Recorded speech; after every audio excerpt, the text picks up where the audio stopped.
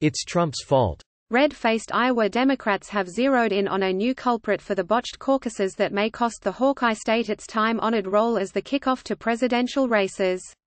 After first blaming an app for the inability to declare Monday night, a problem that still lingers even as frustrated candidates have packed up and moved on to New Hampshire for the nation's first primary, the state party is blaming the president's supporters. App used in caucus fiasco linked to ex-Clinton campaign staffers. Workers manning the phones in Iowa after the state's disastrous caucus on Monday reportedly claimed that President Trump backers flooded the hotline number for precinct chairs that led to even more confusion and disarray. Most recent Iowa caucus results. Technical problems were blamed for an unprecedented delay from the contest. The Iowa Democratic Party has faced bipartisan backlash and has seen calls for a change to the entire primary process. Ken Sauger, a Democratic Central Committee member in the state, told a conference call Wednesday that on the night of the caucus, Trump backers were calling in to voice their support for the president, Bloomberg reported. Sauger was reportedly one of the people answering the calls.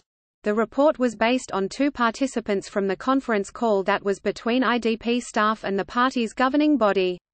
Sauger did not comment for the report. He did not immediately respond to an after-hours email from Fox News. The IDP did not confirm that Trump supporters were to blame when reached by Bloomberg and did not respond to an email from Fox News.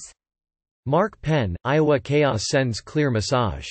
As of Wednesday night, Buttigieg, the former South Bend, Indiana, mayor, led the Iowa race with 26.2% of delegates over the 26.1% in favor of Sanders, according to numbers released by the IDP. Massachusetts Senator Elizabeth Warren trailed with 18.2% and former Vice President Joe Biden was hovering in fourth with 15.8%, with 97% of the precincts reporting. The fallout from Monday's train wreck was swift. Top candidates worked quickly to get a positive message out to their supporters, even when there was no official count. Buttigieg, who needed a strong finish in Iowa, went a step further than his rivals by declaring victory. So we don't know the results. But we know. By the time it's all said and done, you have shocked the nation, the former South Bend, Indiana, mayor told his supporters. Because, by all indications, we are going on to New Hampshire victorious. Senior Sanders advisor Jeff Weaver, meanwhile, told Fox News the campaign was gratified that in the partial data released so far, it's clear that in the first and second round, more people voted for Bernie than any other candidate in the field.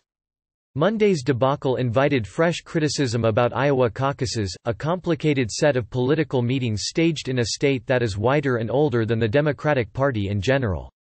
Many questioned anew whether it was a quaint political tradition whose time had passed. Get the Fox News app.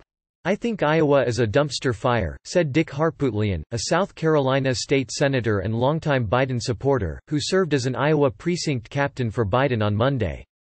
Fox News' Louis Cassiano, Greg Ree, Paul Steinhauser and the Associated Press contributed to this report.